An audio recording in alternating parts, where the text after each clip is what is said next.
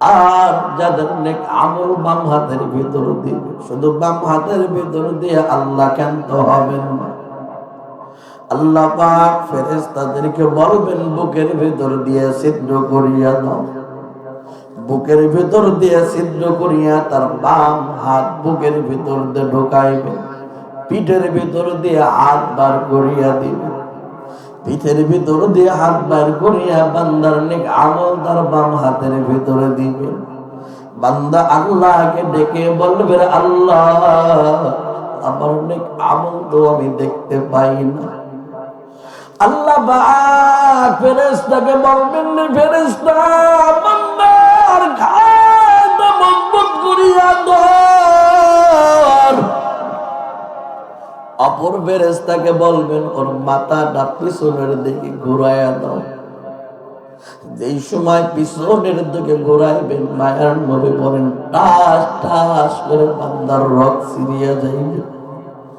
এমন ভাবে ঘাটটা ভেঙ্গে পিছনের দিকে বান্দার ঘাড় মাথা ঘুরাইয়া দেন।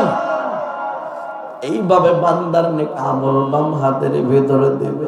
মায়ার নবী বলেন এর থেকে বদ আমল আর গুনাহ আর কি হতে পারে। এই জন্য মায়ার নবী কান্না করতেছেন।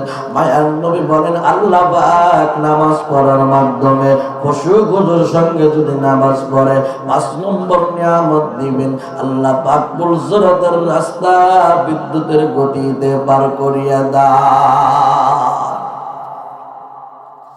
খুশুর সঙ্গে যদি কোনো ব্যক্তি নামাজ পড়ে আমার আল্লাহ এই 5টা নিয়ামত বান্দাকে দেন।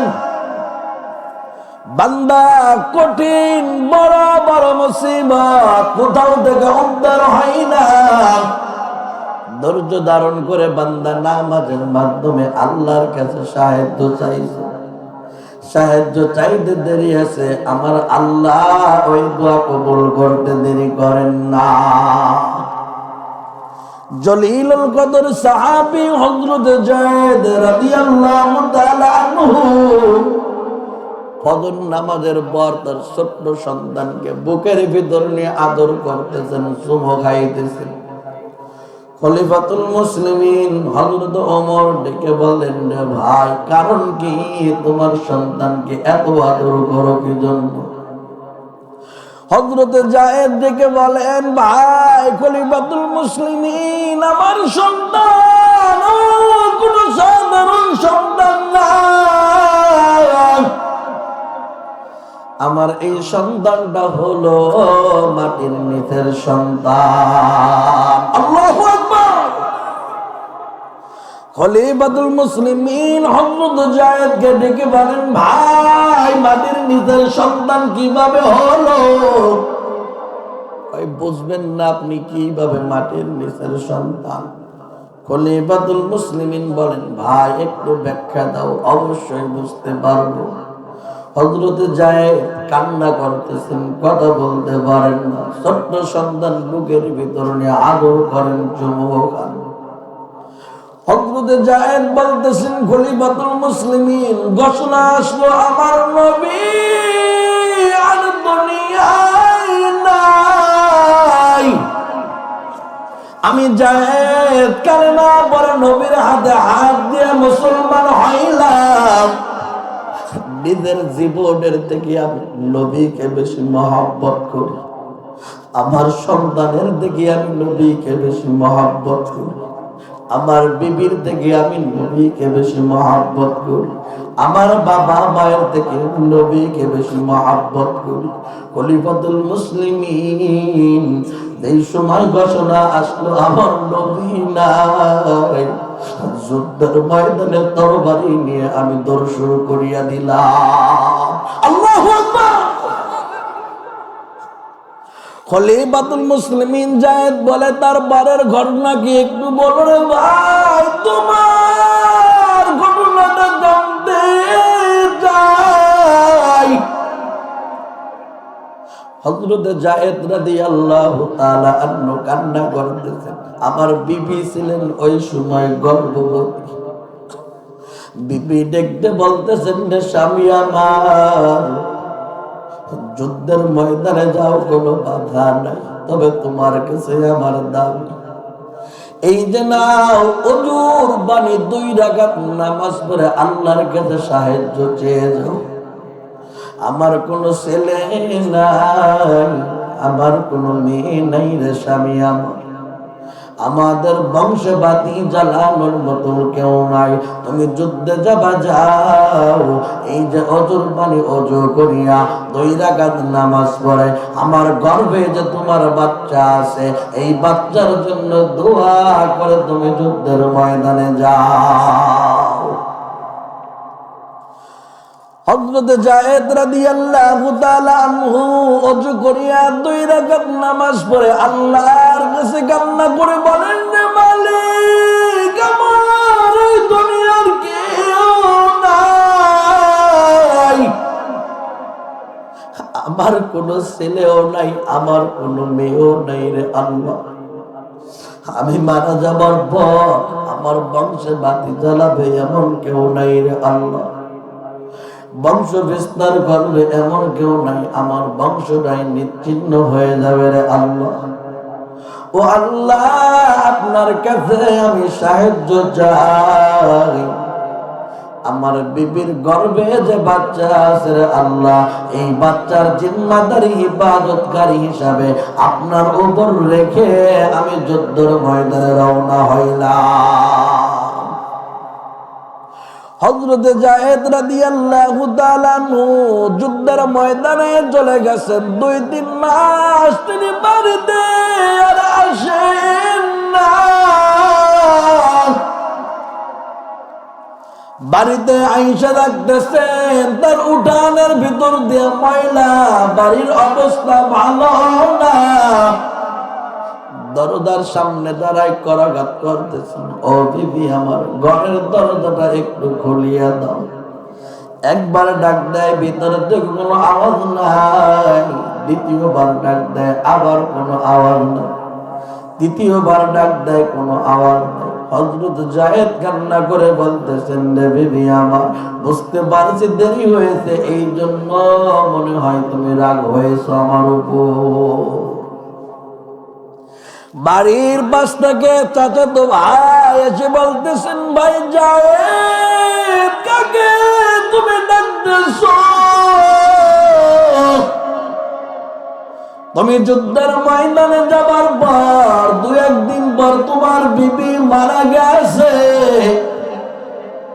তোমার বিবিকে তো কবরস্থানে দাফন করা হয়েছে রে ভাই যায়েদ। যায়েদ কান্না করতেছে আর বলতেছে, কোথায় আমার বিবিকে দাফন করা হয়েছে? কবরটা দেখাই দাও, আমি আমার বিবির কবরের পাশে একটু সালাম দিতে চাই। কবর দেখাই দিলেন চাচাতো ভাই, বলেন, ওই যে দেখো তোমার বিবির কবর। কবরের কাছে যায় দেখতেছেন, কবরের ভিতরে কেমন যেন একটা আলো জ্বলতেছে। দুনিয়ার সাধারণ কোনো আলো না, এমন নূরের আলো জ্বলতেছে। আল্লাহ পাক ওই নূরের পাওয়ার শুধু দুনিয়া না, আসমান পর্যন্ত পৌঁছায় দেয়। হযরত যায়েদ রাদিয়াল্লাহু তাআলা আনহু চাচাতো ভাইকে বলেন, ভাই তাড়াতাড়ি কুদাল আন, শাবুল আন। কবরের ভিতরে কিসের আলো জ্বলে আমি একটু দেখতে যাই। আল্লাহ পাক আসমান থেকে গায়েবে আওয়াজ দিয়ে বলতেছেন, ভাই যায়েদ, কোদাল আনতে হবে না, ও যায়েদ, ছাগল আনতে হবে না, কবরের কাছে যাও। আল্লাহ পাক কুদরতি ভাবে মাটি সরায় দেয়। আল্লাহ পাক বলতেছেন, যায়েদ যাও, তুমি যে 2 রাকাত নামাজ পড়ে আমার উপর জিম্মা রেখে যুদ্ধের ময়দানে গেছো, তোমার সন্তান কবরের ভিতর আসতো ভালো আছে, তুমি তোমার জিম্মাদারির দায়িত্ব এই মুহূর্তে বুঝিয়া না। ও যায়েদ, নামাজ পড়ে যদি তোমার বিবি কেউ আমার জিম্মায় রাখিয়ে যায়, তার যায়েদ তাহলে আমি আল্লাহ তোমার বিবিকে নামাজের মাধ্যমে হিফাজত করতাম। এজন্যই আল্লাহ বলেন, ইয়া আইয়ুহাল্লাযীনা আমানুস্তাঈনু বিস-সাবরি ওয়াস-সালাহ ইন্নাল্লাহা মা'আস-সাবিরিন।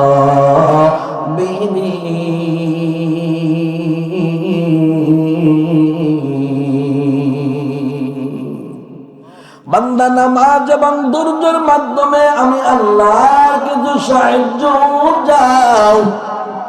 বান্দা ধৈর্যশীলের সঙ্গে আমি আল্লাহ আছি, এটা মেনে যদি দুনিয়াতে চলতে পারো, আল্লাহ পাক ওই ব্যক্তির নাম সাধারণ কোন খাতার ভিতর রাখে না। আল্লাহ পাক ওই ব্যক্তির নাম আল্লাহর ওলির দপ্তরে লিপিবদ্ধ করিয়া দেয়। তার কারণ কঠিন ময়দান হবে হাসরের মাঠ। ওই সময় নামাজের হিসাব প্রথমে নেওয়া হয়। নামাজের হিসাব যদি কোনো বান্দা আগে দিতে পারে সহজ ভাবে, আল্লাহ পাক তার দুনিয়ার অন্য সব হিসাব সহজ করিয়া দেয়। يوم ترونها تذهل كل مرضعة عما أرضعت وتضع كل ذات حمل حملها وترى الناس سكارى وما هم بسكارى ولكن عذاب الله شديد।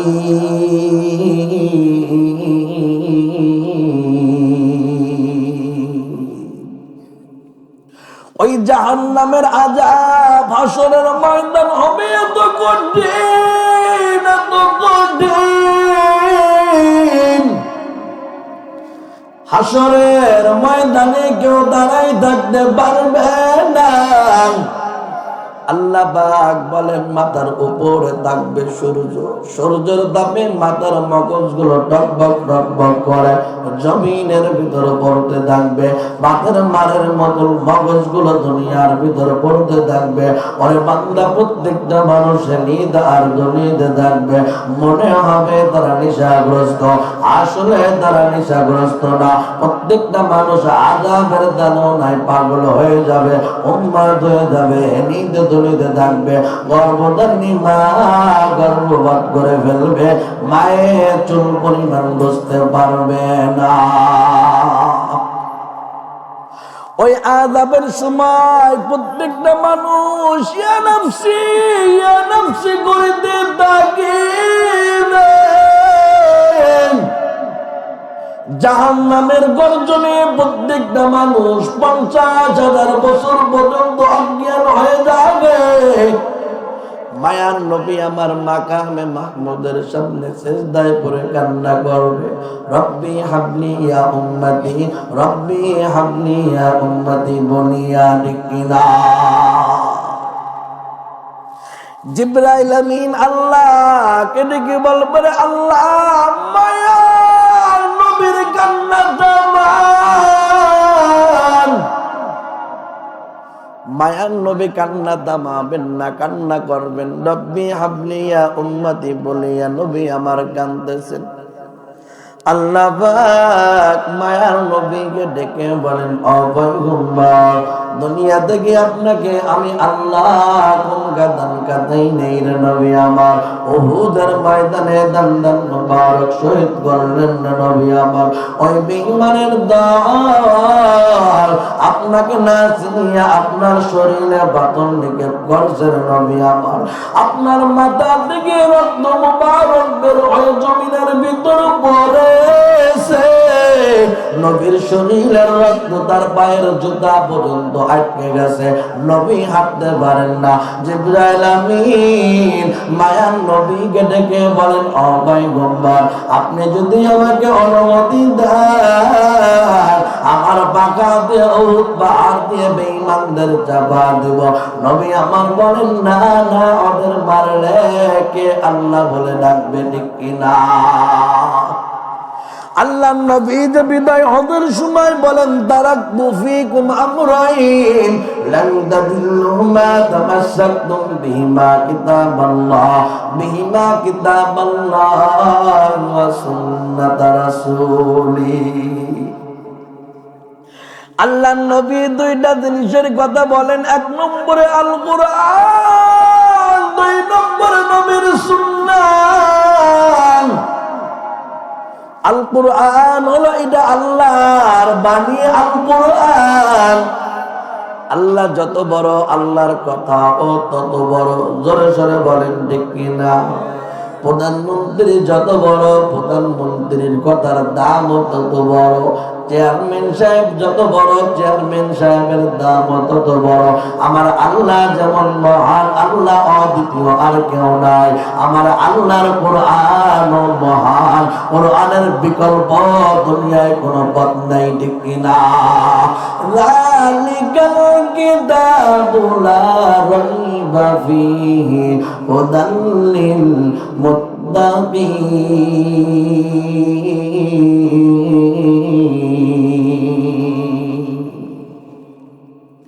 আল্লাহ পাক কোরআন নাযিল করে দ্বিতীয় পৃষ্ঠায় বলে দেন, ও মুমিনের দল, কোরআনের ভিতর কোনো ভুল নাই, কোনো সন্দেহ নাই।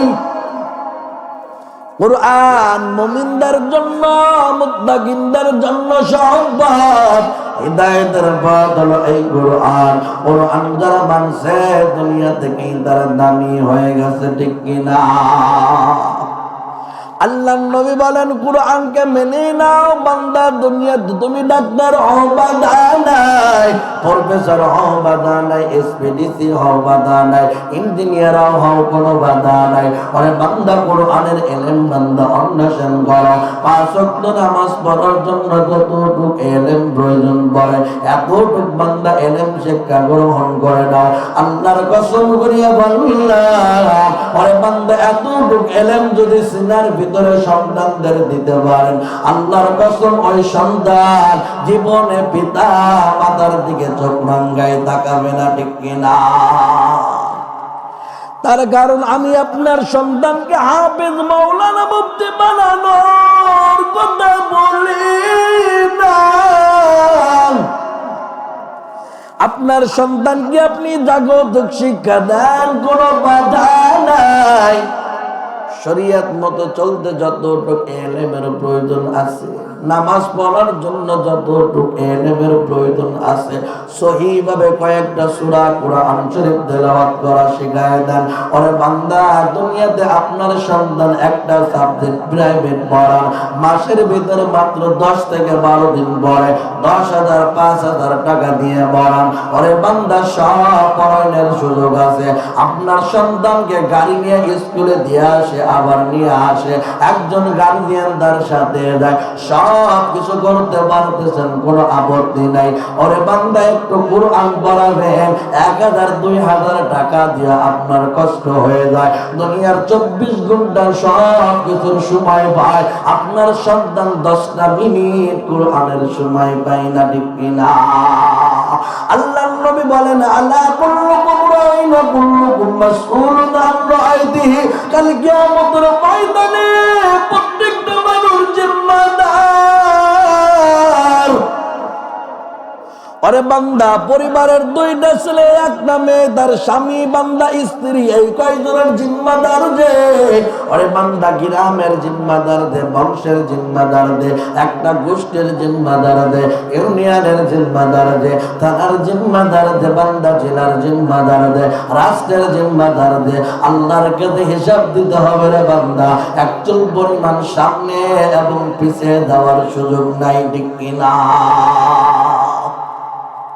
প্রত্যেকটা মানুষের হিসাব বান্দা যার যতটুকু জিম্মাদারি এতটুকুর হিসাব দিতে হবে। এজন্যই মায়ার নবী বলেন, 1 নম্বরে কোরআন, 2 নম্বরে নবীর সুন্নাহ। সুন্নাহকে মহব্বত করো। আরে বান্দা, সুন্নাহকে মহব্বত করলে আমার নবীকে মহব্বত করা হবে, ঠিক কিনা? قل إن كنتم تحبون الله فاتبعوني يحببكم الله ويغفر لكم ذنوبكم الله غفور رحيم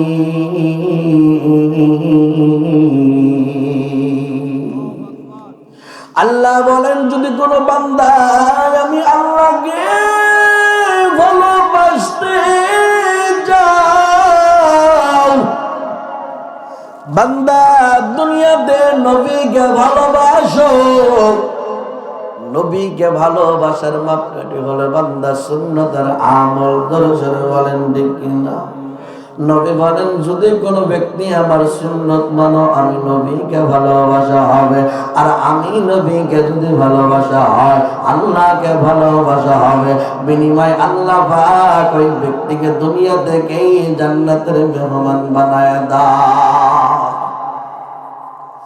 আল্লাহ পাক এমন একজন নবীর উম্মত আমাদের বানাইলেন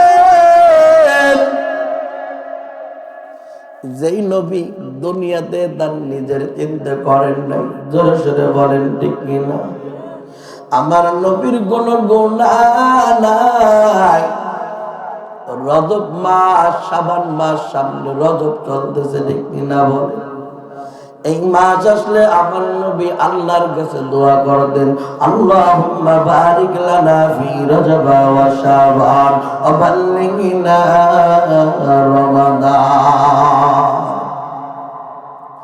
নবী আল্লাহর কাছে দোয়া করতেন আল্লাহ রজব এবং শাবান হায়াত বাড়ায়া দেন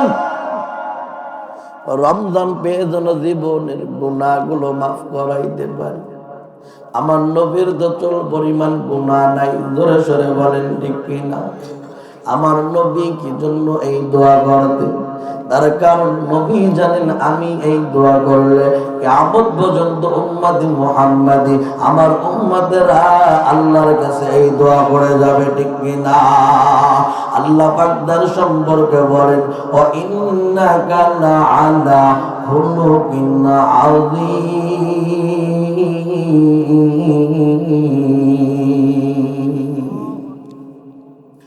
দুনিয়ার প্রত্যেকটা মাখলুকাতের খুদ থাকতে পারে আমার নবীর ভিতরে চুল পরিমাণ কোনো খুদ নাই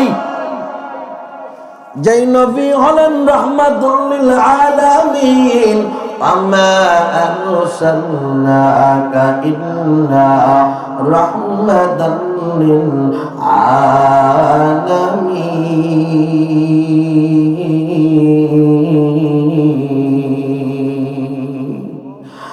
ইমামুল আউয়ালিন আল আখিরিন بغر صدق رحمة للعالمين شد وجودش رحمة للعالمين مسجد اوشد ہمارو জমিন আল্লাহ পাক আমার নবীকে तमाम দুনিয়ার জন্য রহমত স্বরূপ হিসেবে বানাইছেন ঠিক কিনা কেমন নবীর উম্মত আল্লাহ আমাদের বানাইলেন নবী আমার রাস্তাতে হাঁটতেছেন কোথাও কোনো মানুষ নাই শুধু সালামের আওয়াজ পাওয়া আবু বকর উসমান আলী ডেকে বলেন ও পয়গম্বর মানুষ নাই শুধু সালামের আওয়াজ পাওয়া নবী আমার দিকে বলেন আবু বকর উসমান আলী ওমর তোমরা কি মনে করছো আমি সাধারণ পয়গম্বর আমি তো কোনো সাধারণ পয়গম্বর না तमाम দুনিয়ায় যত মাখলুকাত আছে সমস্ত মাখলুকাতের নবী আল্লাহ আমাকে বানাইলেন আমি নবী যেই সময় রাস্তাতে হেঁটে যাই আল্লাহর তৈরি যত মাখলুকাত এই দুনিয়ায় আছে সমস্ত মাখলুকাতের জবান আমার আল্লাহ গুনিয়ে দেয় প্রত্যেকটা মাখলুকাত আমি নবীকে দ্বারা সালাম জানাই এই নবীও কত ধৈর্যের পরীক্ষা দিছেন নবী আমার একদিন দুই দিন না 7 দিন পর্যন্ত ক্ষুধায় কষ্ট করেছেন ঠিক কি না ওরে উম্মতি মুহাম্মাদি, এখন তো চুল পরিমাণ কষ্ট করতে পারো না। ওরে বান্দা, এখন তোমরা বলো জান বাঁচানো হলো ফরজ, আসলে কতটা এটা সত্য না? ঈমান বাঁচানো হলো ফরজ, ঠিক কিনা? আমার নবী যদি আল্লাহকে দোয়া করে বলতেন রে আল্লাহ, সন্ন্যের বানায়া দেন, আল্লাহ দোয়া কবুল করতেন কি করতেন না? জোরে সোরে আওয়াজ দেন।